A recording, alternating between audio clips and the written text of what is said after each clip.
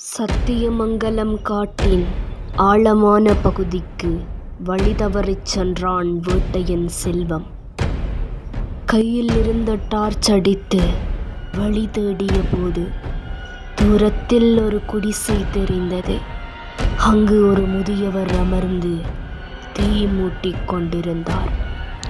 ஐயா, வழி தெரியவில்லை. இன்று இரவு மட்டும் இங்கே தங்கிவிட்டு காலையில் கிளம்புகிறேன் என்றான் செல்வம். முதியவர் சிரித்துக் கொண்டே, தாராளமாக தங்கு, ஆனால் ஒரு நிபந்தனை. இரவு முழுதும் உன் நிழலை மட்டும் உற்று பார்க்காதே என்றார்.